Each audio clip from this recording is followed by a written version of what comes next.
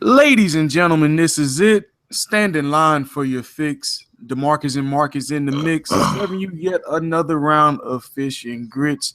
March 22nd, 2017. How you doing today, my man? What's going on? Nothing. Just another day, another dollar. They say. Right on, right on. Everything's so repetitive, my man. But man, let's hop right into the fresh squeeze of the day, man. We had some decent music come out this past week. We got the new Rick Ross, the Rather You Than Me. Then we got the Drake More Life. Um, I, we had this discussion earlier, and I wanted to start with something positive to say about More Life. I honestly did, but it's just not a lot I can say, man. It's very pop culture. It's not the Drake that I'm used to. Like I said, we had this talk a little bit earlier.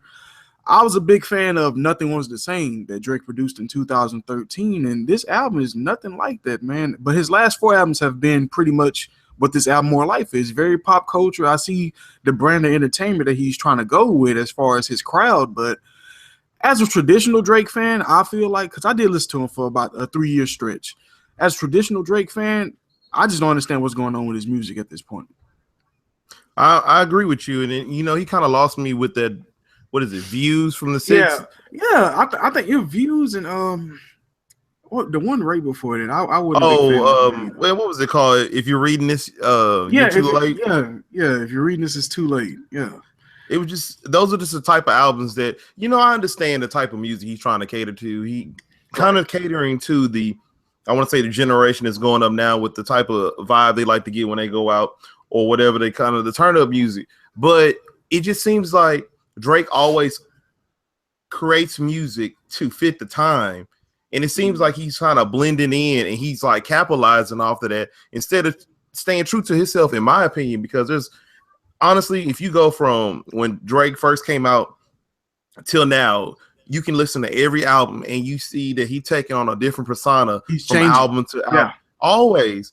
And even if I go back and try to jam a Drake, it puts me in the time of when that song came out. But it's just like it's nothing I can just really vibe to anymore because it loses its flavor. It can't stand the test of time because some songs that I like to go back to are the songs that take me back, but I can still jam in this time that we're going through now. Like, when you put on the 90s tracks of the West Coast era, or when you had the Biggie, you had the Pac, then you had Jay-Z. It's like stuff like that I can jam. I can even go take it back with 50, Luda, T.I., some of their earlier music. I can jam that. But Drake, it's like when I go back and listen, it's like, oh man, I don't know why I like this at this time. It was catchy at the time, but then I always go back and I always say to myself, man, I don't know why I really like this track.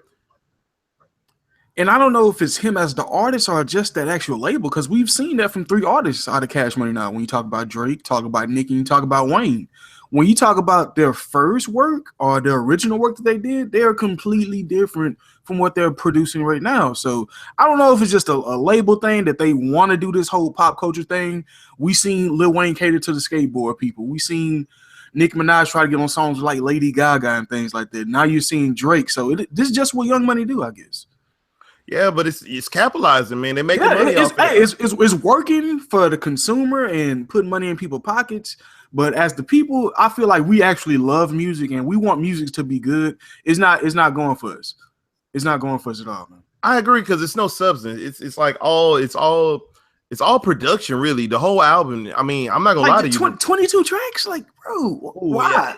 I haven't seen a 22 track album since back in when Kanye dropped Late Registration? Man, like 22 tracks, it's usually like 13 or 10. But the thing about it that I don't understand, his production is really nice. And I give him that. The production throughout the album was really flawless.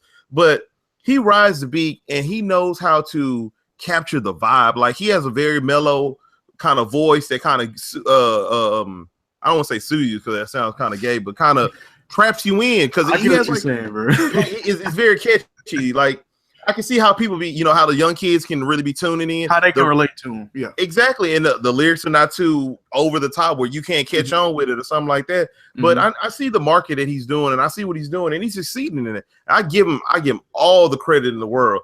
But I feel like this is the knock I always give to Drake. It's not Drake that I knock. I knock his fans because his fans never keep it, 100 and they always hype him up like he's the best. he's like the second coming of Christ or something. And I'm just be like, yo, it's like the people I listen to. Okay, so for instance, I listen to Young Dolph. If somebody came to me and was like, oh man, Young Dolph really is trash, I'd be like, yeah, he's really not that good, but I really enjoy his music because it just gets me in the vibe. But it's like when you go to a Drake fan and you be like, oh man, I'm really not feeling that Drake song. Oh, nah, he's the best ever, you know, da da da da. And it'd be like, your song sounds mediocre. Like, I know my ears are not playing me. Right. No, I can definitely agree with you, man. I just feel like he lost something. I just wanted to gain it back. But I also felt the same way about Rick Ross. I'm not gonna lie to you. I was a huge Rick Ross fan. When you talk about between the years, I say 2009 and 2012. God Forgives and I Don't was probably one of my favorite albums to jam of all time. And I still go back to it.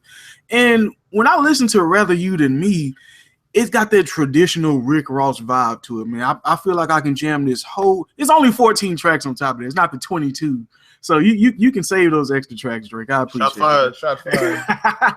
But man, like he got his point across. He made it be known about the beef. I feel like he made a power move when he said, hey, I got that money for Wayne. Me and you talked about the Maybach Music, which we'll get into that. But it was a lot of tracks that I just loved on him, between the one that he had with Nas, the Grease song, Triple Platinum. That was vibey to me. Scientology, I love that. Like it was so many tracks I just loved on this album, man.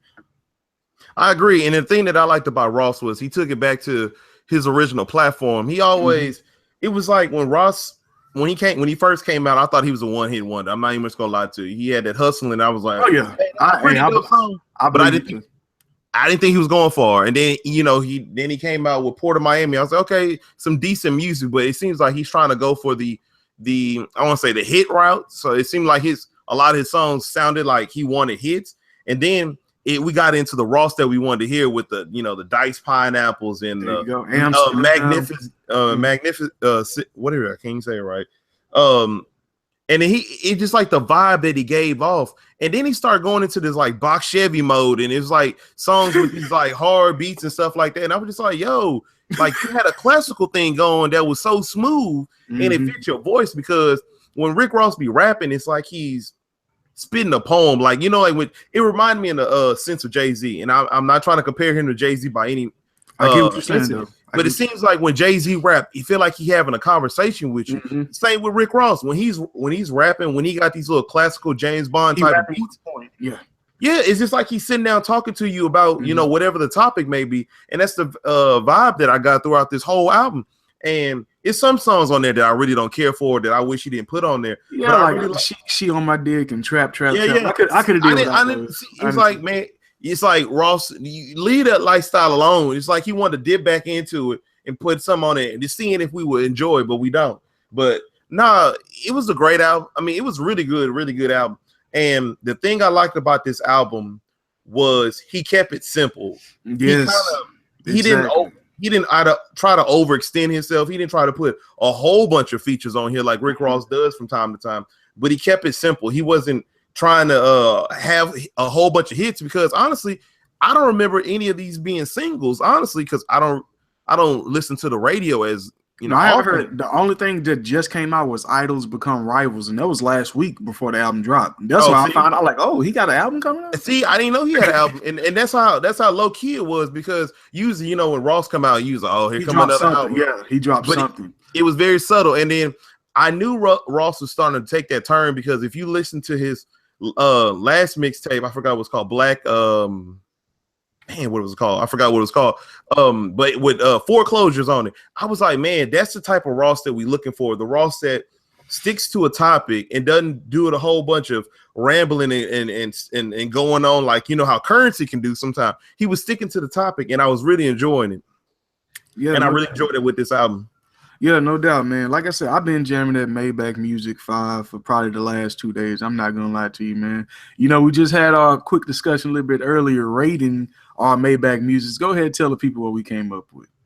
Man, well, we both came up. We both have like sort of kind of the same list. We have 3 Maybach Music 3, which was a great track. Then you have. We have, like you said, man. Yeah, T.I. Jada, they did their thing. They came in so smooth. Let's just talk about each one. So we got 3, and what made 3 better than the rest was the delivery of his I think it's the start of it. Like it came out, it like dropped a little bit, had the little piano playing in the back. My garage is flawless. I'm like, oh yeah, under 12 ain't allowed. Yeah, he just came. Yeah, T.I. came out correct, man. T.I. I'm like, okay, yeah. Hey, man. Hey, it took me back, man, because I remember when I first heard this song. I was like, hey, when I first heard that song, I was like, yo, yeah, like, oh, what kind of roster what he want to give out? For real. But I was like, man, that song really went hard. But the thing that I liked about that album was the star power, because you had the features, but everybody came in so correct. It was nobody outshined each other. Everybody was on the same level playing, but they was bringing a game, which I really enjoyed. And my knock on his Maybach, I know we're doing this by rank, but the thing I wish he had in number 4 and number 5 was I wish he brought some artists out to get on some of these tracks, because honestly, that's the thing that I stood out with the Maybach. Yeah. You know, you had Jay-Z coming first on the first one, which we got as our number 2. You know how he came correct, and then on the second one, you have T-Pain, you had what was it, Kanye West, and Wayne, Lil Wayne, and then Lil Wayne came in there. I was like, okay, star power. Then you got Jada, then you have T.I. star power. It would have been nice on like this on this 5th one. Picture anybody who listens to the 5th on that Maybach 5.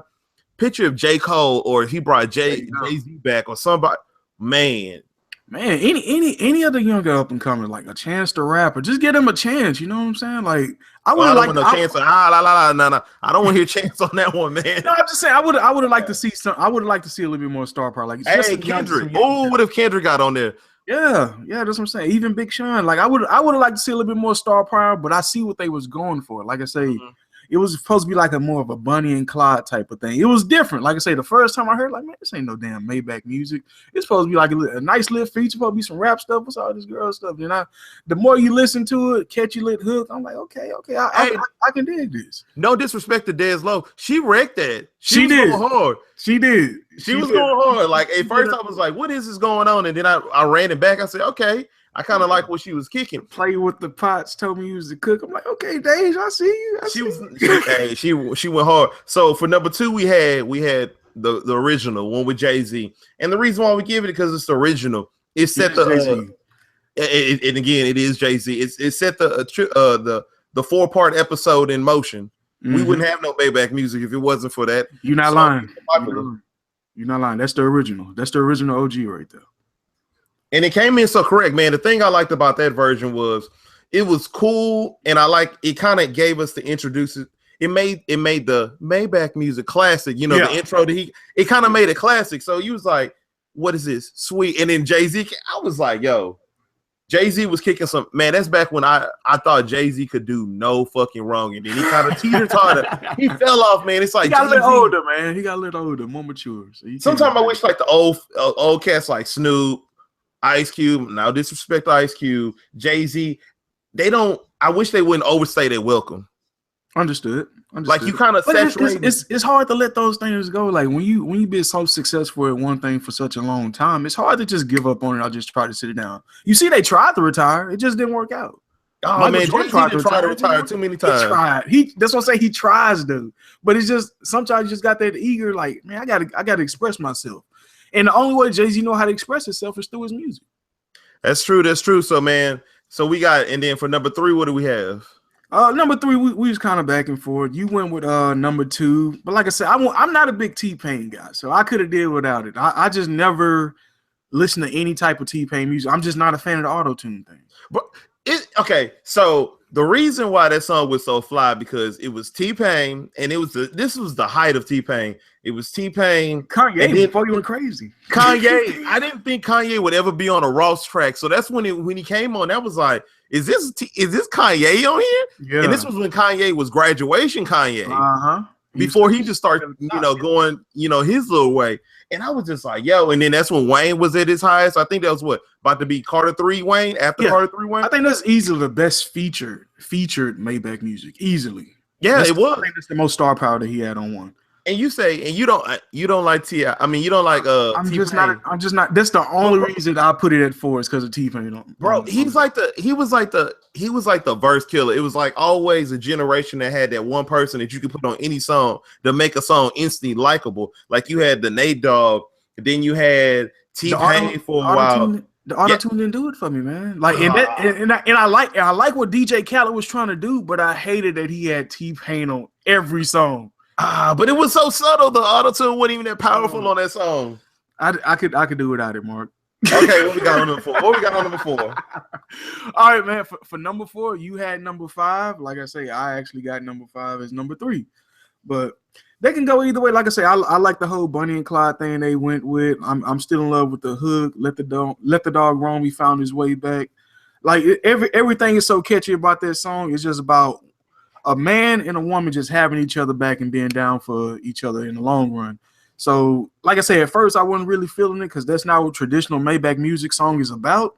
But the more and more it grew on to me, and I think it's probably one of the better duets that I've heard in the last few years as far as a rap song duet. Because, like you said, Dej Lover did her thing. She did. She really was a standout on the cool, and that would have been live if for it to only be them two, and they produce a track like that. That's why I'm giving them a lot of credit because Dej Loaf, she had to be perfect on this song for it to work. Man, it would have been live if he just featured like a few more women rappers. I agree. Like Young Ma. Hey, Young M.A. could have been on there, and then you could have put what's her name on there? I don't know how what's the one that everybody likes now? Ooh, what's her name? Carly, what's her name? Not Carly Red, but Cardi B. Okay. But I don't think she would fit too well on the song. Yeah. But it would have took away from the relationship of the song. You know what I mean? Like having more than one person, you can't have a Bonnie and Clyde song. Now it's 3 people on there. Now you just rapping with a whole bunch of females. It wouldn't have worked. It wouldn't have been the same flavor. Hey, it could have been a Menage a Trois kind of song. Okay, I see you. It would have been live. It'd be like a different perspective from another one. Hey, I ain't got no problem. Hey, I see what you're saying though. I don't know if Young M.A. really would do that, but man, that would have been so. Hey, that would have been so live that I don't think he would have been down for that. Bro. Hey man, but I like how it is. It reminds me of that Jay-Z and Beyonce song that they had. Yeah, that's what I'm saying. The 2 Bonnie and Clyde joints that they had. Yeah, I can't even remember the. Yeah. I just remember the song. Yeah, whatever. Yeah, whatever. Hey, that song went hard on the cool. Hey, it did for a while. I like the chopped and screwed. Hey man, Jay-Z really spit on that song. Like people really slept, but he was really going hard. I'm an outlaw. I was like, yeah, I was feeling it. And last and always least is gonna be Maybach 4. I don't know what the hell Ross Trash, man. Doing with Neo. I don't even want to talk about that one. Let's get away from that. But yeah, definitely everybody got to go check out that Rather You Than Me. You can give Drake a try. I gave Drake 2 tries, man. When I say I gave him 2 tries, I listened to all 22 tracks while I was at work, and I hated myself both times.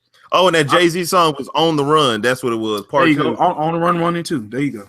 Hey, but yeah, that Drake just wasn't doing it for me. But I know a lot of, honestly, if you want to be kind of correct, Drake really makes a lot of music to cater towards women, and it's kind of music that appeals to women. I'm not trying to be sexist or anything like that. There's a lot of women that I know in my life, from my cousins, play sisters, girlfriend, her family. They don't like the complex lyrics as much. So you can't always just have a rapper that's always spitting so intelligently all the time, because it's not always gonna be on everybody's level. Some women just like a certain vibe a song gives. So Drake gives you that vibe, and he gives that simplicity that a lot of people can catch on to. So I see why a lot of his fan base is women, and also why a lot of his fan base is younger, because they don't need that complicity. Now, Kendrick Lamar, honestly, I know this is going off on topic. I never would have thought when J. Cole, Kendrick Lamar, and Drake first was like popping off at the same time, I knew Drake was going to make it big. I thought J. Cole was going to be next. I never would have thought that Kendrick Lamar would have got to the success that Kendrick Lamar has, because I thought his bars was way too over everybody's head. Yeah. It was very complex, but if you like music enough, you can understand them. But if you just listen to it occasionally, you be like, I don't really like this Kendrick Lamar. And see, and you know what? We're about to go an extra couple of minutes over this, and I'm sorry to talk about this, but Drake, that was the thing that I wanted when Kendrick got really popular. I was thinking like, okay, so Drake, see this nigga Kendrick really kept his lyrics at the high level like he always likes it. He didn't have to dumb it down, as they like to say, because a lot of these rappers do dumb their lyrics down to, to make it the radio hit or get the occasional, white or younger generation fans. So Drake did that. So I was like, yo, Drake is gonna step his game up. And then he didn't. And I was like, yo, this is some bullshit. Because I know you got the talent to really go toe and toe with Kendrick and shit. And then J. Cole started getting big. And I was like, okay, Drake finally gonna step his shit up. But he kept it mediocre and the fan base still going. And I'm like, yo, when is the fan base really gonna start calling this dude out when you got these great rappers and you have this potential rapper that could be as great as these other dudes lyrically wise? And then Big Sean came and he still didn't step it up. Mm-hmm. From Views to this and that whatever, if you're reading this, you're too late. Those 3 albums, he just showed me that he's really not in the game of being a best rapper anymore, or being on their level, or even being in the conversation with most rap people or rap hip hop heads. That he doesn't want to be in that realm of just known for being great anymore, which I understand. I mean, I respect, because he has the fan base and he does have the popularity. But True. Me personally, it's like you have the talent to be so much more. Definitely. I can definitely agree with that, man. But let's jump into a little bit of sports talk, my man. We're going to break down this NCAA basketball really quick. We're just going to go through a little quick bracket. We do have the Sweet 16 that's about to get kicked off pretty soon. I think tomorrow, as a matter of fact. But yeah, I'm just about to throw out some teams, man. Just let me know what you think. We're just going to get your personal opinion. I don't know if you checked out the bracket yet, but I got it right here. So Florida and Wisconsin. Florida is the number 4 seed. Wisconsin, number 8. Who you got? I have... let's go Wisconsin, because I feel like they're. I'm gonna go with them because I feel like the seeding does not define the level of talent that they have. You know what I'm talking about? That's true. Like, I feel like they should have a higher seeding. So don't let the seeding fool you, because they're the type of 8 seed that can really upset a whole bunch of teams and take it to the Final Four. So I want to go with them. And that's the type of team that's going to have a couple 4th-year seniors on there that's going to be a little hungry. So I can kind of agree with that. Okay, let's take Florida off. Now we got South Carolina and Baylor, the Texas team. Who you got, man? Man, from what I saw last weekend from Baylor, I'm really enjoying this. What is his name? Motley dude, Jonathan Motley. Oh, man, he's a good forward, man. So I really like Baylor, but I'm all about upsets in the first 3 rounds. That was a big upset by South Carolina. They had a lot of people step up in that game too. Hey, that's represent for clowning. I'm gonna go for South Carolina for the upset. South Carolina. All right, let's go to number 1 seed Kansas versus Purdue. Ooh, man, I want to hear your take on this one, because I don't know. I think the powerhouse is going to take it through. I think Kansas is hungry enough to get back to the Final Four. They've been having a couple down years. Then you see a number 1 seed in Villanova get knocked off. I don't think we're going to see another one get knocked off in Kansas, but I do have one I do think will get upset later on. So I'm for sure going Kansas right here, man. Okay, I'll go with Kansas, but I think I know which one you think who's going to get knocked off. All right, man. Let's go to number 3 Oregon versus Oregon. I knew it. No, you think Michigan gonna knock them off? Man, I like Michigan, man, and I actually did pick them, but I just like those tough Detroit players. Like, I love those tough East Coast players, and I think they're gonna have some for those wimpy lit West Coast players like Oregon have. Oregon don't have a lot of finesse guys. I think Michigan gonna have a lot of guys that's ready to grind in the basketball game, and I don't know if Oregon gonna be up for this grind. I got Michigan advancing myself. See, and I thought the same thing about Oregon, but I watched them last week and I was really impressed. I was also impressed by their jerseys, man. They already got some nice. Oregon always got some nice colors. They always got some nice colors, man. I get mad at Oregon. I'm just like, man, sometimes I wish that I hope my child goes to Oregon just so I can just get some of their outfits, wear some of them basketball shorts around the house or something. But yeah, just to have a little extra gear laying around with a duck or two on there. But I'm gonna represent. I'm gonna go ahead and go for Michigan just because Jalen Rose called out Jamel last week and he won that bet, so I'm gonna go ahead and go for Jalen Rose whole squad. There we go, man. All right, well, let's just stay at this top bracket. Now we got Wisconsin and South Carolina. Woo! What you got right there, man?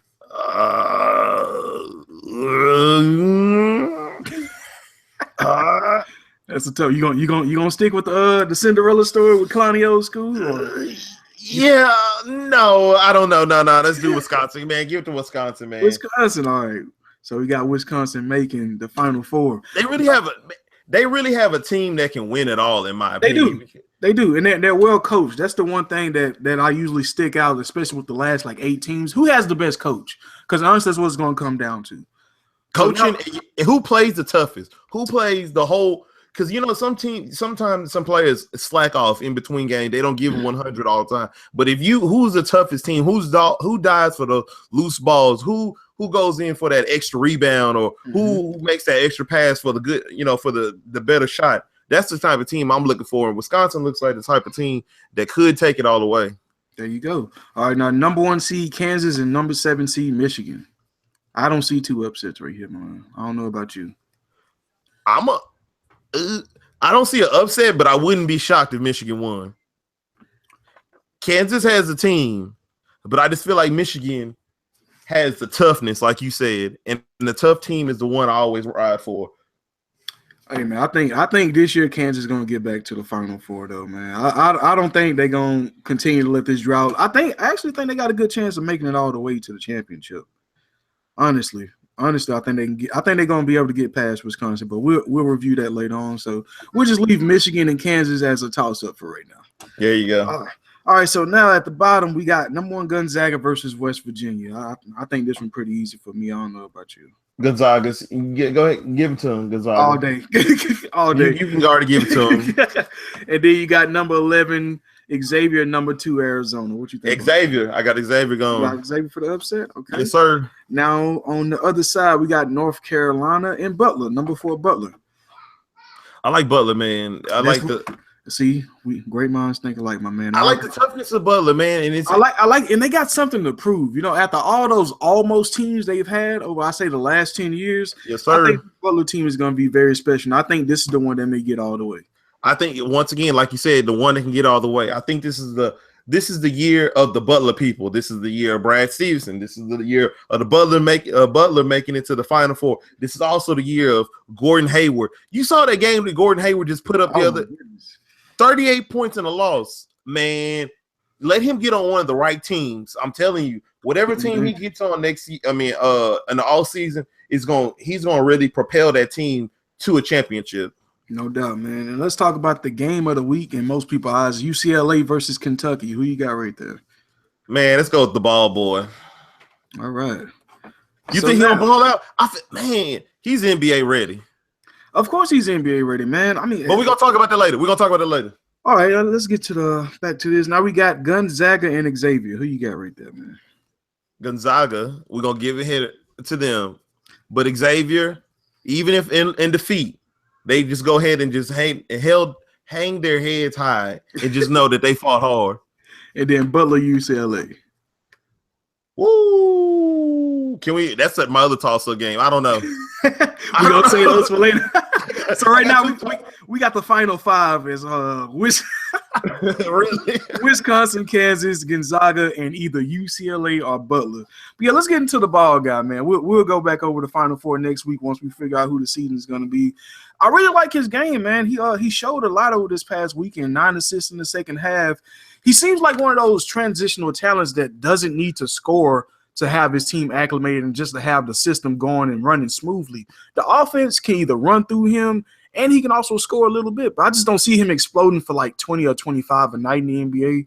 He has the type of game where I can see him easily averaging like 13 to 16 points, but easily double-digit assists. I can easily see him touching like 10 to 12 assists a game. Doesn't he look a little bit like Drake? I'm looking at a couple of little photos they have of him. He looks like a skinny Drake. He looked like Drake when he was Jimmy on Degrassi. I can see it. Yeah, Degrassi. If Jimmy were to get up and start walking, he looks like Ball. I'm not gonna lie to you. I feel like people really needs to bring that up. But like you said, man, he has good court vision. That's the thing I've seen about him, especially in that last game. He's so tall. His height is going to be a big factor for any NBA team. I mean, a 6'6" point guard with that kind of ball skills. Oh, I love those type of players. And you know Magic Johnson going to want him because Magic Johnson's all about the 6'5" and up point guard crew. Yes. That's all he wants. And he's going to mold him. But the thing about it that I don't understand is what are they going to do with all the pieces they have if they draft him? So if they draft him, what are they going to do with D'Angelo is gone. I like See, the thing about it is, I like D'Angelo. I feel like they can get something for him. That's what I'm saying. You can get something for him. His value is no higher than right now. He just dropped what was it, 41 points? Oh yeah, man. He put up 41 against his value's at an all-time high. So you bring in Alonzo Ball, get rid of him. You can bring in some type of other piece. You may be even able to swing a trade for Paul George if you package Russell and Brandon Ingram together. Hey, I wouldn't mind doing that. You can easily bring somebody for Paul George. I give him up, or at least I'll say Russell and Randall. At least I'll package up a couple young players for Paul George. Okay, Paul George would sign an extension. Easy. I would trade. Okay, this is who I would trade. So I would trade Ingram and Russell, and I would send them to the team oh man, this is not gonna work. Oh man, that's me. Let me cross that out. I'm not gonna. I was gonna. You know what I was gonna say? You weren't gonna be ready for it, and I feel like you weren't really gonna be ready for this. I would send them to, and I would take Blake Griffin, and I'll take DeAndre Jordan. Oh my. And the only reason why I say I would make that trade is because D'Angelo Russell gives you the value of a DeAndre Jordan, and I'm talking about in the type of, not the type of what he brings to the table, but they kind of weigh the same kind of value. And you giving up Ingram, who has potential to be something great, and you already getting Blake Griffin, who you kind of dropped his stock down some, that you can afford something like that. But him and Randall kind of similar players. You think that'll work out? That's the thing. I would get rid of Randall too. Oh, that's nice. You might as well just keep Ingram. But the thing, this is the thing about it, is because like if I keep Ingram, it's just like I don't need you. Like right now, the Lakers more like I don't believe the bull crap when the Lakers are talking about, oh, we're trying to build for the future. The only reason why you building for the future is because you have these young people in place. Mm-hmm. But the young people that you have in place it's going to take them a while to mesh to win. The Lakers fans want to win now, honestly. Yeah. And Magic is going to start hearing that noise. So that's why I'm saying go ahead and move these pieces that have the potential to get where you can strike a deal for Blake Griffin. And I think Blake Griffin, if you get him for Ingram, you getting a hell of a deal, because Blake Griffin, in my opinion, will be better than Ingram, what Ingram will be, because I feel like I don't see Ingram getting any bigger. And I feel like injury may come to him. Like, yeah, we sit up there and said for the longest, look at Kevin Durant, but look at Kevin Durant now. He's starting to get injured more. And that was his whole knock. So I'm saying get DeAndre Jordan, who's a good, marketable character. And think of that rivalry that's going to really go on between the Lakers and the Clippers if you were to pull that off. You know Blake Griffin wants to leave. You know DeAndre Jordan and Chris Paul don't get along. I can kind of see it, but I don't see those two teams trying to make a trade. I don't see that trade happening. Especially a big trade like that. Yeah. The only reason why I say I would like to see that happen is because I want to see the Lakers. As bad as I really don't care for the Lakers, but I don't like seeing them like this. I want to see them be in consideration of being in contention of getting a title or something. Like I don't like the Celtics. It feels weird that the Celtics are in contention, but the Lakers not. You know, it just feels awkward. Yeah, I can definitely agree with that. But I mean, I think Lonzo Ball, he'd be a great starting point for him. That's if they can even get him. But it's a good chance they may not be able to get him depending on how this draft lottery goes. But definitely, I think any team that's drafting him, they're getting this generation's Jason Kidd. Because I think he's going to be one of those players that can do it all. I'm not sure if he's going to be a big rebounder unless he pack a little bit of weight on. But Jason Kidd was pretty skinny coming out of California also. But it's just his feel for the game. You don't see a lot of point guards at this stage in their career have a good feel for the game like this. Like you seen Mike Conley. Mike Conley did not look like he was going to be a 10 assist averager in college. D'Angelo Russell didn't look like that either. They barely were straggling around like 5 or 6 assists. And you see a guy like this with 9 assists in the second half of an NCAA tournament, that's special. See, I think I like how you said he's going to be Jason Kidd, but I feel like he's going to be a Jason Kidd with the assists in court. No, okay, he's going to be court vision wise. I don't know about okay. So this is how I'm going to mix it up. So Jason Kidd, when he first came in the league, he always had good court vision, but he didn't have the shot. He didn't get the shot until later on in his life. I feel like he's going to be the Jason Kidd of later who got the shot, but the Jason Kidd of when he first got drafted, they got the better court vision that can make those crisper passes than the older Jason Kidd could do. You see what I'm saying? Yeah, no, I definitely can see what you're saying because he made all his teammates look better. Honestly. Because if you want to be honest with it, there's a lot of teams that could use him, right now are in content, like in like that just need that extra piece. Like picture if something were to happen in if he was on a team like the Timberwolves, oh my God. That's why I was thinking of him or them or the Bucks, and I was also thinking of if they really wanted to be serious and if the Raptors are concerned about Kyle Lowry and this whole injury situation, the Raptors could use him and the Clippers could use him. Trying to get Drake back home. I see what you're doing here. Yeah, so I say views from the six. Man, let's just jump into what his dad and LeBron beef got going on, man. Like this kind of getting interesting. We just seen him respond today saying that he warned me. He warned me for what? I understand what LeBron is saying. Keep my family name out of it. And I was kind of defending LeVar in the beginning of the week because I like exactly what he's doing, trying to promote his kids, trying to just establish a brand right now rather than waiting later. It's genius what he's doing. But is he going too far? Yes. And I've said this numerous times. I think he's going too far, but I have no problem with what he's doing. I'd like him to tone it down a little bit because he's starting to sound outrageous, and it seems like everything he's saying, nobody's starting to take serious. And I think he's a very knowledgeable guy. He knows his kids have talent, and he's just trying to take advantage of it.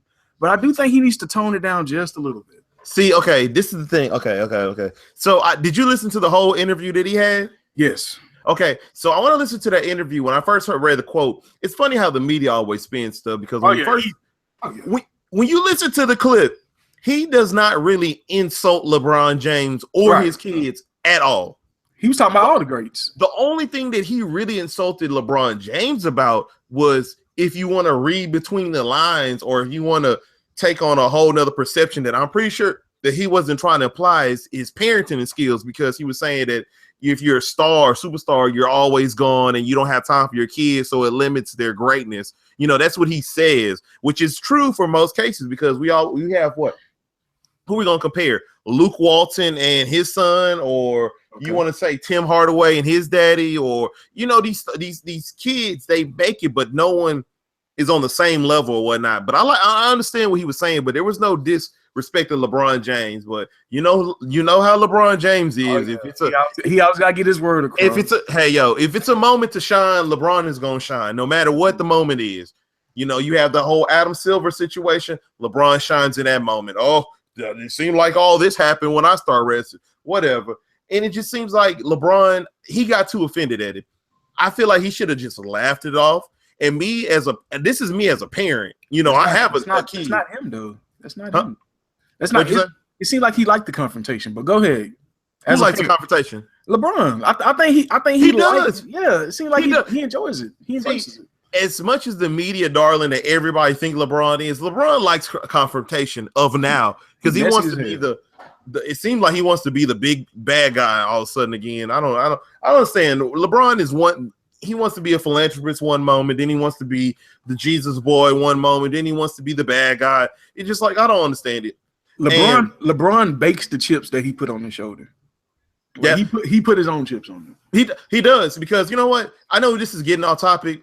But okay, honestly, let me finish this topic. Honestly, I don't have no problems with what he's saying, what LeVar is saying. But the thing that I feel like is he talks way too much. I feel like he's overexposing his kid to a level of greatness. And what if they don't achieve that greatness? You know what I'm talking about? His kids already showing it on the court. Like you said, just let his game speak for himself. You don't have to continue to speak for him because he's clearly talented. Everybody can see that. I mean, that's true. I mean, me personally, I wouldn't talk that much as a parent, but not everybody has the same parenting skills. I see what he's doing. He's really building that brand. They are going to come in he's coming in the league probably like the next LeBron James, if you want to be honest, because when LeBron James came in, he had the most noise, the most hype, the most excitement. You have these other players like, oh yeah, you have the KD, you have the John Wall, you have the Kyrie, Derrick Rose. You have these quote unquote stars that coming into the game, but they don't have the star power that LeBron James came in. And I feel like the Ball brother does have that kind of star power coming into his name even before he even gets to the NBA. True. And it's off talent and size alone. I mean, if you're talented, there's one thing, but if you have that NBA size, how many point guards is he going to be an advantage over at 6'6"? A lot, all of them. And like he don't even have to really try on defense. It's gonna be his length alone. Like just having that 6'6" frame in front of these, I think he's gonna give a player like Isaiah Thomas fits. You know what I mean? He's gonna be. Let's be honest, Michael Carter Williams. If Michael Carter Williams got good all of a sudden, yeah. That's because Michael Carter Williams has overall. And he has all the talent in the world, but to see him on so many teams, he just can't translate to the NBA game. Sometimes it's just too fast for him. But ball plays fast. You know, like it seems like he thrives in the fast break opportunities. But the thing that was always a knock on Mike Carter Williams was he didn't have the greatest court vision, for one, for being a point guard, and two, didn't have talent. Huh? And he didn't have the talent around him. He didn't have the talent, but he didn't have a consistent jumper. See, that was the thing that's hurting Rubio. That's the thing that hurt JJ Barea for just taking off. You know, it hurts a lot of these point guards if you don't have a consistent jumper, because you have these point guards coming out that can pull up from 30, and Curry and Lowry and who else you want to say? John Wall can pull up all of a sudden with 3. You have these point guards that shoot 3, and if you don't have a consistent jumper that pull in defenders so you can make the extra pass, guess what? You're not going to succeed, and that's what Carter Williams has been failing at. There you go. But definitely, man, I like everything about the entire Ball family, but I think LeVar do need to tone it down a little bit. I think his son's going to be talented, and I think his sons that's going into college is going to be equally as talented. So do less talking and just let your sons perform on the court, and their game going to speak for itself. Yeah, that's true. But, you know, man, it's been a couple NBA fights. You know, we had the Serge Ibaka. We had the Robin Lopez situation. We had Russ versus Steph. Do you think these fights are good for the NBA, just having those tempers flare, just adding a little bit of more toughness to it? What do you think about the whole fighting situations that we've been seeing the last few weeks? If you listen to a lot of these analysts, and if you listen to a lot of the old school players, it seems like a lot of them are frowning down on it. It's like, oh, yeah, we don't need these fights. Or I hear Tracy McGrady, I hear Jalen Rose, I hear the old school players saying, yeah, we don't need these fights. It's tarnishing the name of the NBA and blah, blah, this. But no, it's not. It's adding a flair to it. It's adding kind of a bad boy image, which the NBA has been missing for years. Because it's an AAU league. Like I want to see rivalries. This is what I've been waiting for. Like honestly, it's sad to say, but I've been waiting for somebody to throw hands out there. Yeah, that's what I'm saying. We haven't had no toughness. Like, oh yeah, we can sit up there and say all day that the Spurs. That's okay. Let's go back a few years. Okay, let's go back to 2012.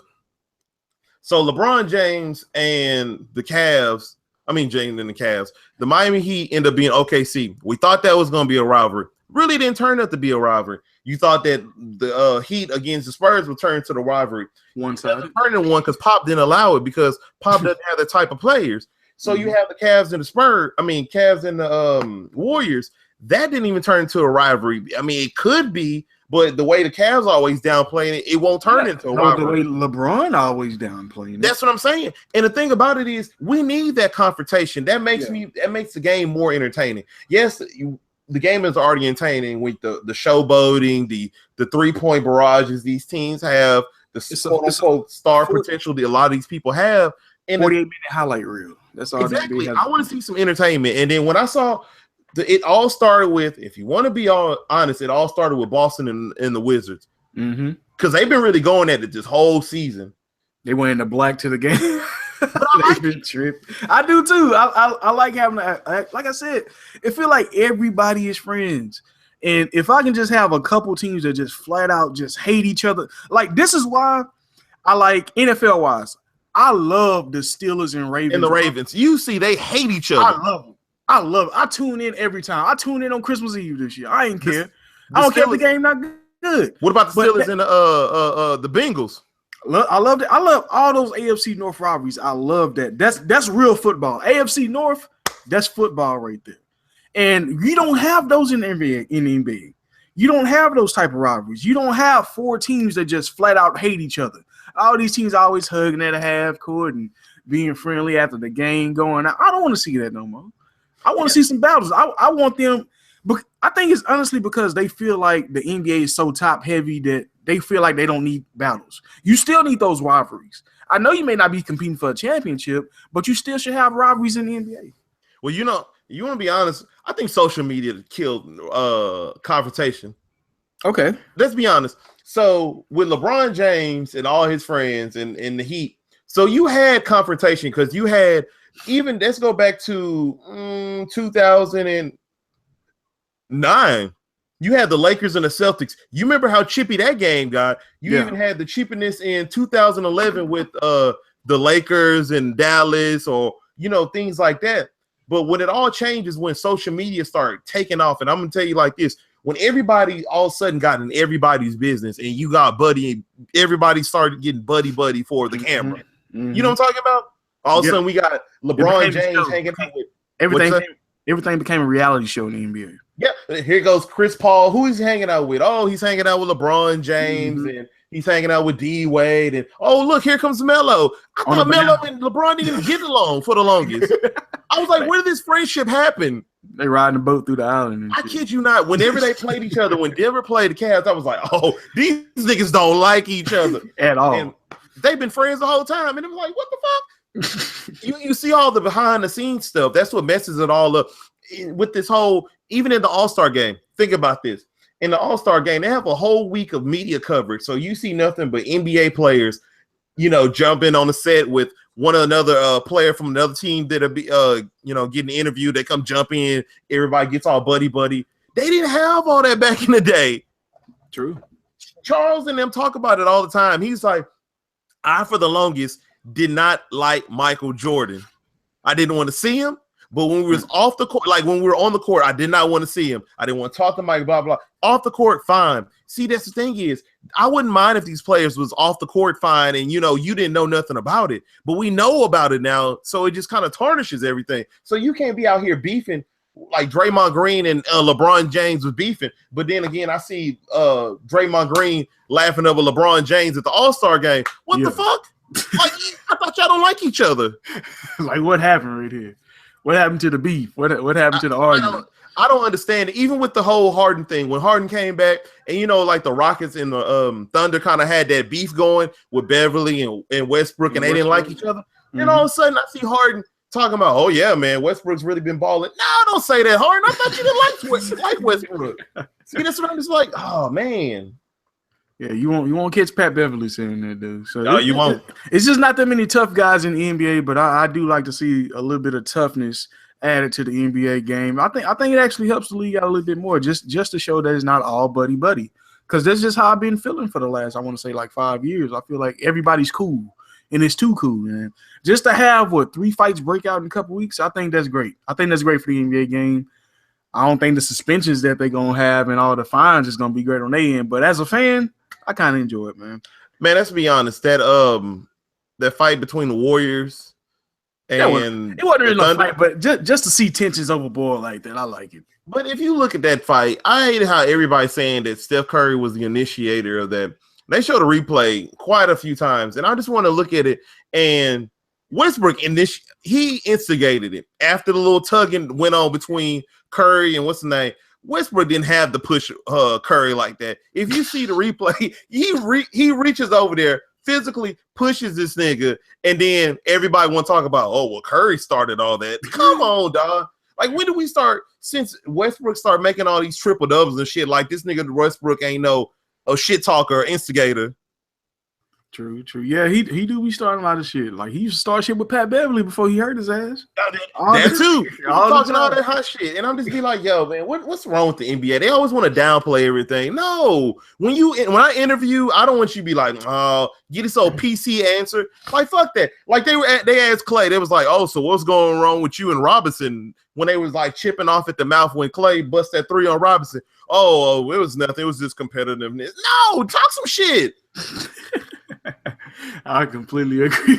Like, yo, just talk some shit. Like, everybody is too soft. Like, everybody gets their feelings hurt, and it's so annoying. Yeah, they all soft, man. But yeah, I'm gonna tell you somebody that's not soft, man.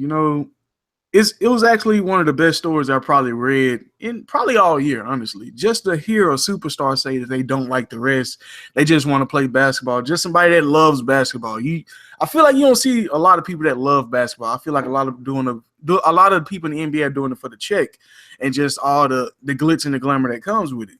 I really see James Harden as a hooper, and I can get behind everything he said. If you can play, go out there and play. But this resting issue has become bigger than what I thought. It's going to lead to a lot of lying on injury reports down the road. I know Adam Silver trying to fix things, but you can't fix this because easily you tell them they can't do one thing. Oh, well, this person's sick. This person, they got a bruised knee, they foot sore. So you're just going to see more lying on the injury reports. But do you think it's really a big issue for as far as the resting in the NBA? Well, as a fan, how do you feel the resting in the NBA is as a fan? It's ridiculous, and it's getting to the point where it's annoying. And it all started with everybody wants to say, "Oh, it started with Popovich when Popovich was resting Duncan." No, Duncan was already fucking old when he was resting. Duncan wasn't fucking 30 years old, fucking taking a major game off resting. It doesn't make any sense to me. It's just like Kyrie Irving. You're 24 fucking years old. Why the hell do you need rest? I don't understand this. And it's never like LeBron sit and that's it. It's LeBron. It has to be two other people have to sit with him. Like it has to be, here comes Kevin Love sitting with him and J.R. Smith. Or here comes LeBron sitting, Kyrie, and then Kevin Love. Or here comes Kyrie. Oh, and then we're going to sit out what's his name? Jefferson or some shit. It's just like, yo, why can't he just sit out himself? I understand if you're the type of player, if you got your little nicks and bruise, if you just got like a sort of like you got a knee contusion or you twisted an ankle or you know you kind of pulled a muscle or something like that, you might want to play on the side of precaution when it comes to the next game, and you might want to rest. But all right. If you're the commissioner of the NBA, how do you fix this issue? Like, do you see a legit way to fix this? That's what I've been trying to run my mind through. Like, how can you actually fix people resting? They did. Commissioner talked about that. He was talking about how if you are a player and I guess if you want to consider you're not going to play on this certain game or something like that, you have to submit a report and you have to be cleared by doctors, or you have to have some type of injury to sit. And I mean, that's one thing to fix it because a lot of these players like the Cavs, the day of pullout, you didn't let anybody know. You didn't say, "Oh, I'm gonna let this and this person rest." No, you didn't say nothing about that. Did you hear anything about that? No, not at all. And that's the thing. I'm just trying to see how it's all going to work out. Like, I still feel like it's going to be an issue going forward.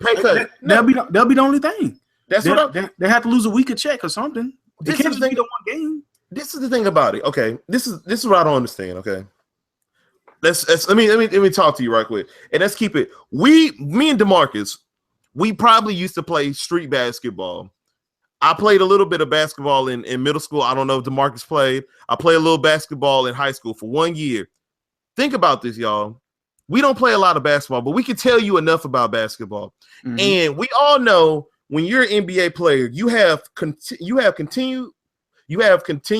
practice in the beginning of the season.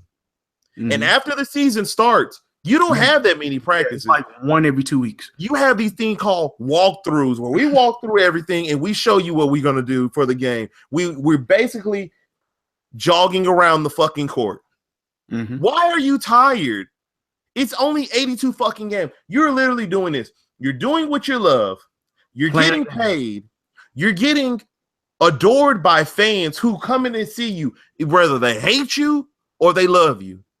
Why do you need a rest? If you hurt, I can understand you sitting down for that, but if you're not hurt, why do you need rest? Why do you need time off? Why do you need a break? Mm-hmm. I don't understand it. And the thing with LeBron, what I don't understand is I don't mind you resting. LeBron has been in the league since 2003. So he's been in the league for going on 14 years. So yes, he may need the rest. He's an older dude. Yeah, we want to demand a lot from LeBron, but he can't play every night. But guess what, LeBron? Why would you not just sit at games at home where you know your fans always see you? Okay, yeah. Why would you sit at away games? Or why would you sit on these the most expensive ticket on anybody's schedule? Exactly. Why would you sit out on a Clippers game when you could just sit out for the fucking Lakers game the next night, knowing that if you would have beat the Clippers, the Thunder would have jumped the Clippers? You messing shit up doing stuff like that. It's dumb. Like, it don't make any sense to me. And I listen to Sirius Radio on the NBA station, and these callers are calling in, and they're calling in, and it's like, yo, I sit up there and I pay fucking $3,000 for a courtside ticket, and a fucking another $3,000 ticket for my son, and we get to the game, we find LeBron James not playing. Like, what the fuck? Yeah, like that doesn't make any sense to me. That's being selfish. I don't know what's your ulterior motive. I don't know what you're trying to get at. I don't know if there's some kind of collusion going on. But it doesn't make any sense to me. Like Chris Webber said the other night, how many players we've been playing for 40 plus years of basketball, 82 motherfucking games. Nobody's been complaining. And if they complain, no one fucking heard that shit. You still went out there and you competed. Like, you are a star. You know what I'm talking about? I'm pretty sure a lot of these actors that go on these movies for fucking like 9 months, they would love to be in their house with their kid. I'm pretty sure Hugh Jackman, as we just talked last week, he was tired of working out fucking 5 times a fucking day. But guess what? He knew I had to perform because it's my job. I'm paid to perform. There you go. Same at work. Me and DeMarcus is paid to do his job. I'm paid to do my job. Yeah, I may not want to go to work. True. But guess what? I got the weekends off. I got 5 days on, and I got the weekends off. Guess what basketball players got? They may have back-to-back games, and they probably got 2 days of rest, and then blah, blah, blah. What the fuck? And you complaining about this shit? Oh, in the meantime, you want to complain about travel? Guess what? You have these beautiful charter planes with beds and shit on there, and you complaining about travel. Like, it doesn't make any sense. He said these beautiful. Like, it don't make any sense to me. It's just they complain just to complain. Me personally, I've never been an NBA player, so I don't know what the fucking stress is. But it seemed like a hell of a fucking job. It seems pretty chill to me too, bro. It seems pretty damn chill. I just hope they fix this issue because it's too expensive to go to an NBA game nowadays. Especially like you said, to show up and hold on, he not playing? What the hell? No, so yeah, it's not fair to the fans, and they gonna have to do something for it. Like I think they need to lose a whole week's check. You miss one game, that's a whole week. Like you're not gonna get paid it all that week. If you miss a game for no injury, sacrifice a week pay. I mean, I like that, but I would like. Sometimes I wish it was like I wish the players had I don't guess like 5-game rest thing in their contract where it's 5 games that they can rest out. Just take games out the fucking schedule. Lower it to 70 games. You don't need 80. You don't need 82. But that's what I said. I feel like you can lower the season. I'd say put 70 games and make the season a month longer. There you go. They should be well rested after that. Now, what they gonna say about the D Roses and the D Wades of the world? Now, what's their excuse gonna be now? Really, I mean, Joel Embiid's. I don't understand. I don't know how do you fix this. I don't know what you do to fix this, but it needs to get fixed because it's getting ridiculous. Because it is not. I'm not saying that it's a lot of players that do it because it's really not a lot of players that do this. It's always like one of the top seeds. Like I say, the top 4 seeds on each side of the conference is always one of those teams. It's never the Nuggets can't afford to do that shit. The Nuggets was missing 3 of their most important players against the Rockets these last 2 days, and now they fucking a half game away from being out the playoffs. Oh, so damn. They can't afford it. You know what? Gallinari wasn't playing, and Wilson Chandler, they both didn't play. You're right about that. So every team can't afford to do that because some teams need all 82 games just to get into the playoffs. They need these games. Unfortunately, everybody's not fortunate to have Kyrie Irving, Kevin Love, and LeBron James on their team, so they got to play all these fucking games. So you know, it's not fair to them. Now, I understand now, man. Okay, so baseball. Honestly, do they rest? Baseball. Yeah, they take a game off or 2. I think last year All-Star player took maybe like 5 games off, but that's 180, 160. That's like taking a quarter off in basketball. So, but they only honestly, if you don't count defense, they only have about 4 or 5 at bats max. So they don't do a lot of work. They don't do it. I still don't know what the hell go on at baseball games to where they need this many. I feel like there's a lot of illegal shit going on with baseball to where they need just to have some type of operation going on so they can get whatever they need to get done. I agree. I don't know why the season. Yeah, they don't need that many fucking games. If you can knock out the fucking Universal World Series in like 2 weeks, you can knock out a baseball season in about 5 months. You don't need all these things. You don't need all these games. You really don't. That's true. But play 100 games and get on with it.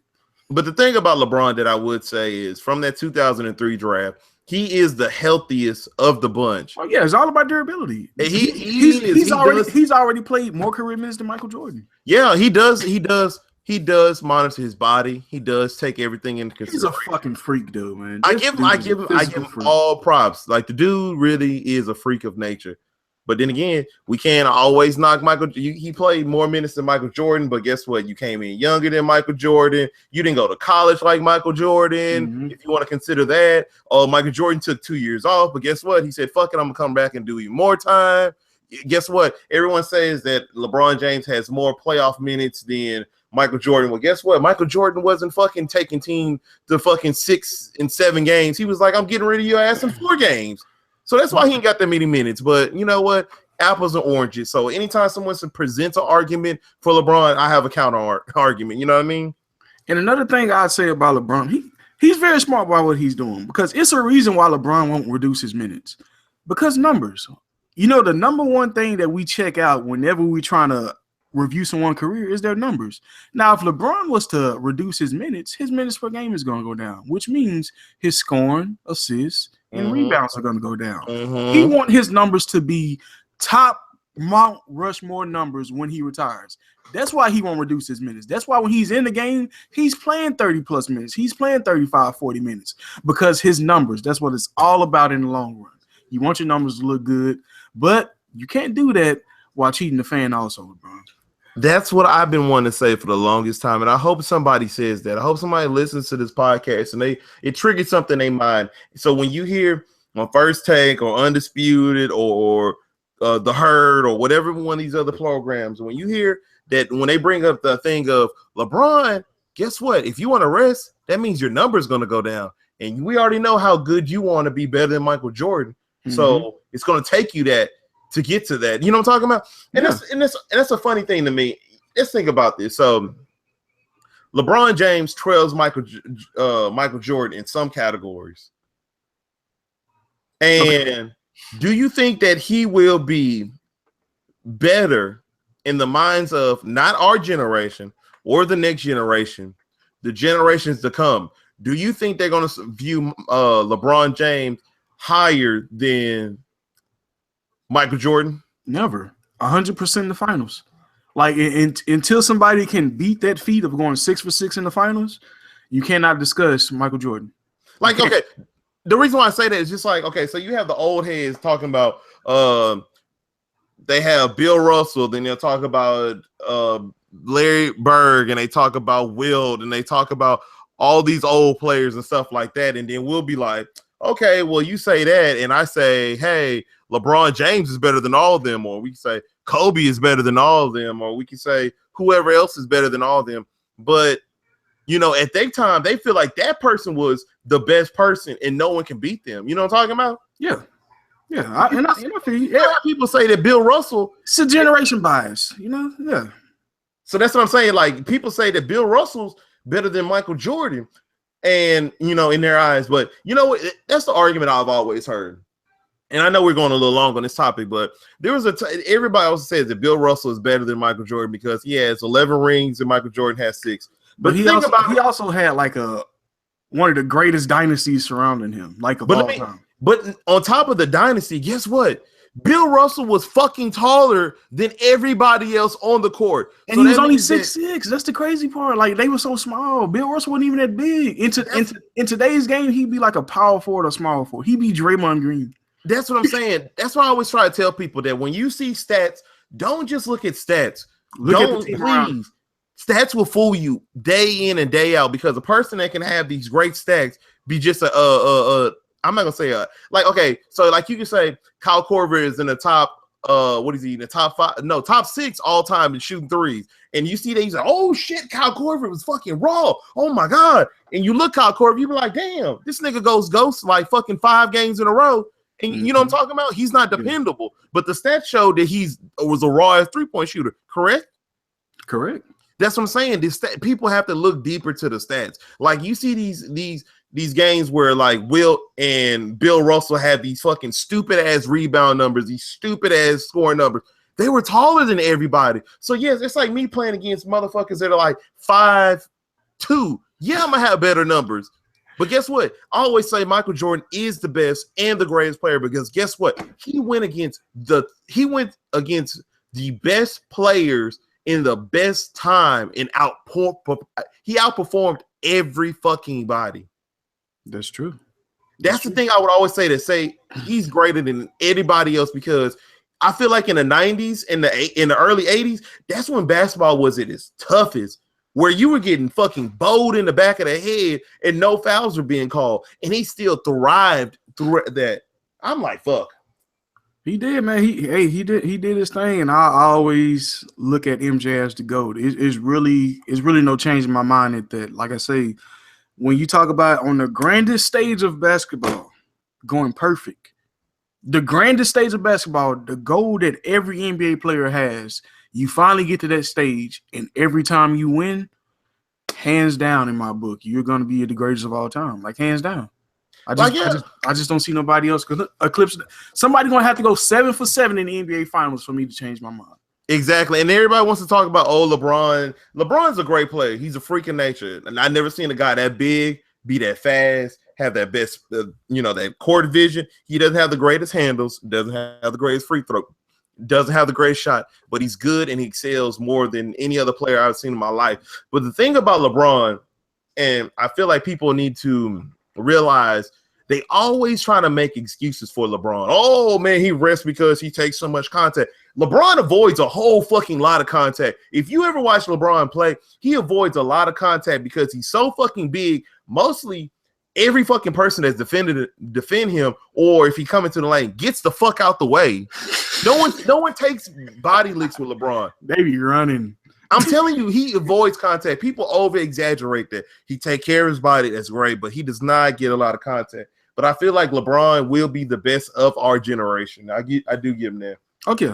I can definitely agree with that. I think he is the best player of our generation, but don't talk about LeBron and Jordan in the same boat because Jordan's is an entirely different player. He's one of the greatest snipers of all time because he can take your heart out at any moment. And I don't see LeBron doing that when you got a Kyrie Irving that can do pretty much. He's as Jordan-esque on the Cavs as you can get with as far as killing the team. Because Kyrie's a killer.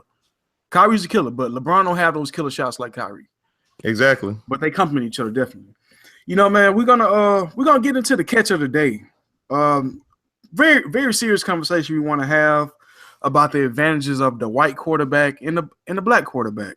And I want to start this off before we get into the entire basis of the conversations, which is really supposed to be Tebow versus Kaepernick.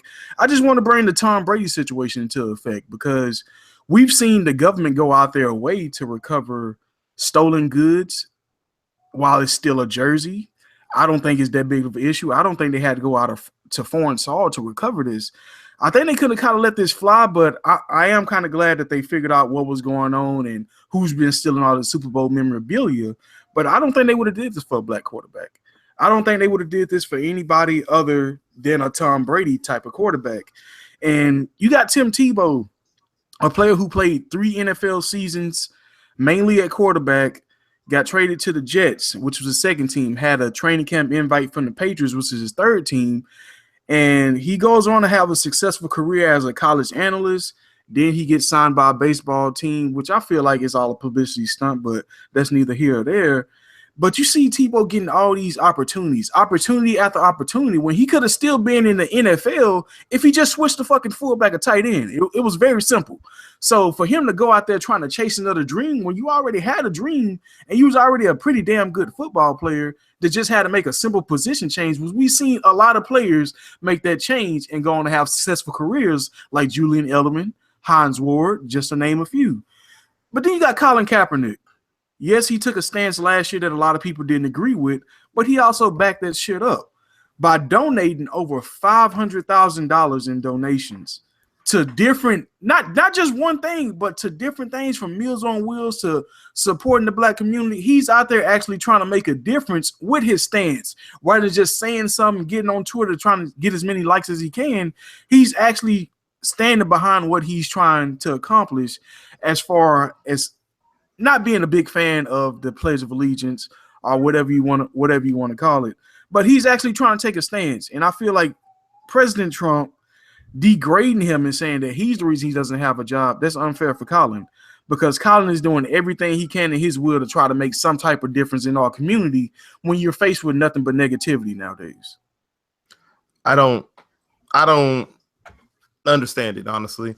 It doesn't make any sense. So the thing I want to touch on is the Tom Brady situation.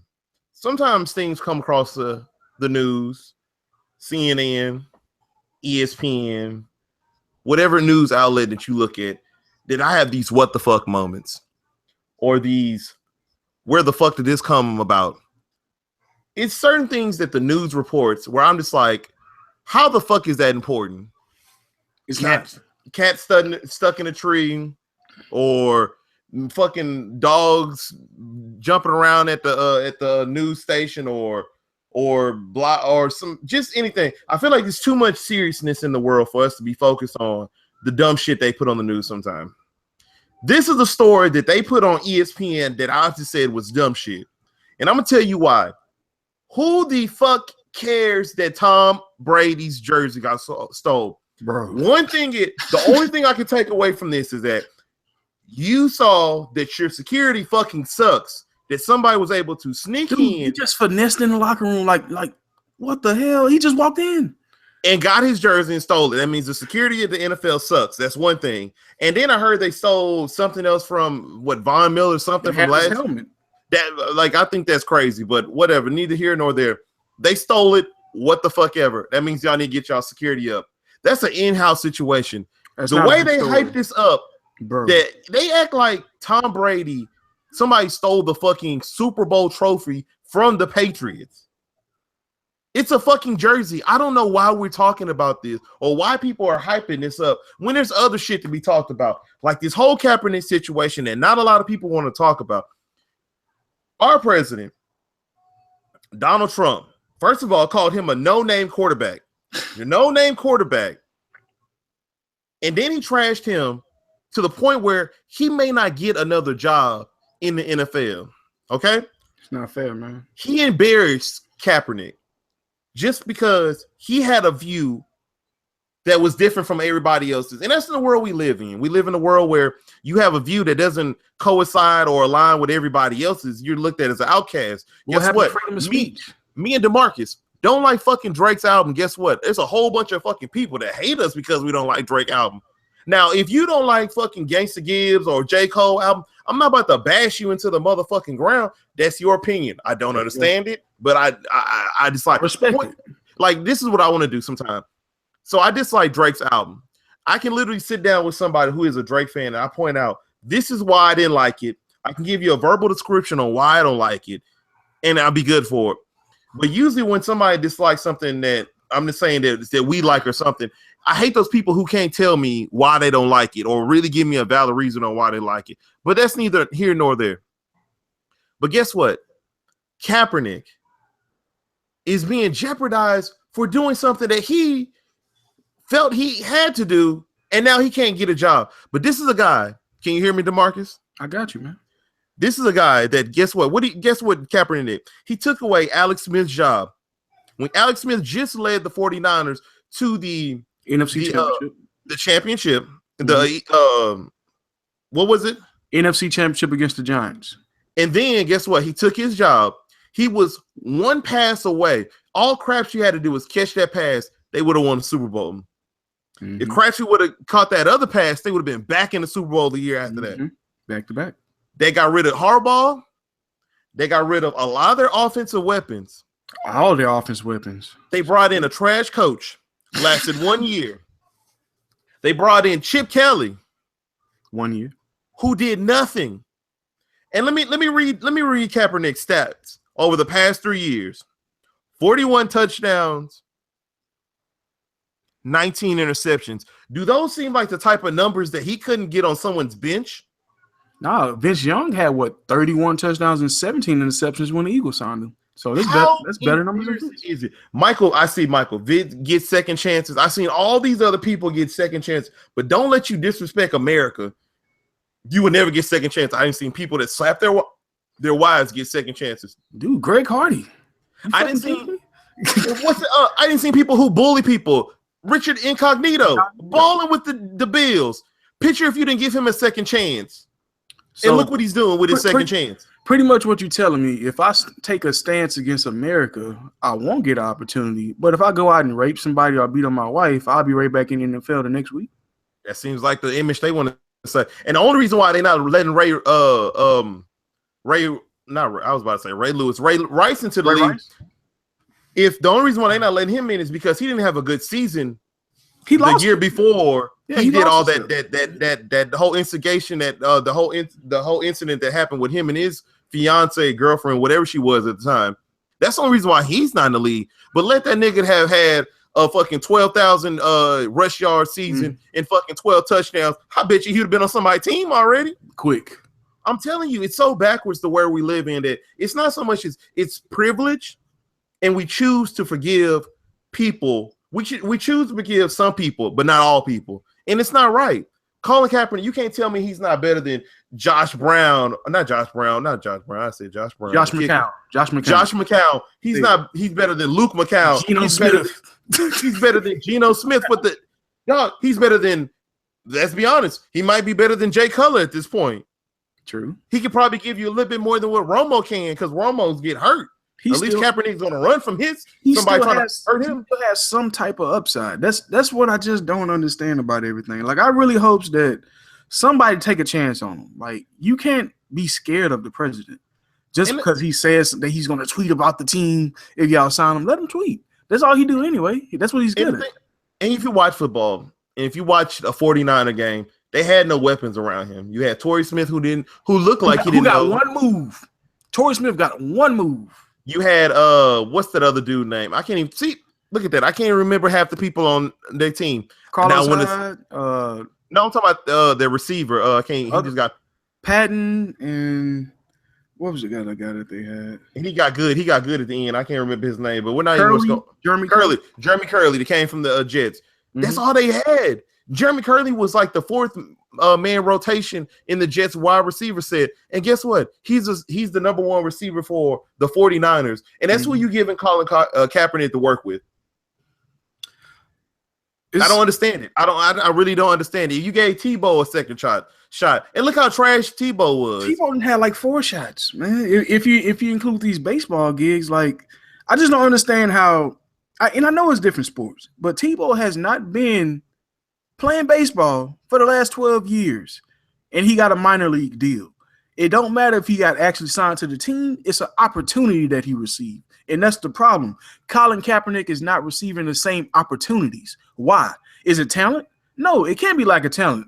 It's not that many quarterbacks that made it to the Super Bowl. You honestly can only name 102 quarterbacks that start the Super Bowl, and he's one of them.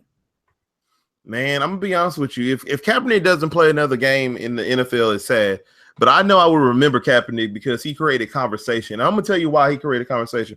He didn't just create conversation about the injustice in America and everything that's going on and the inequality that's always being faced by people of color.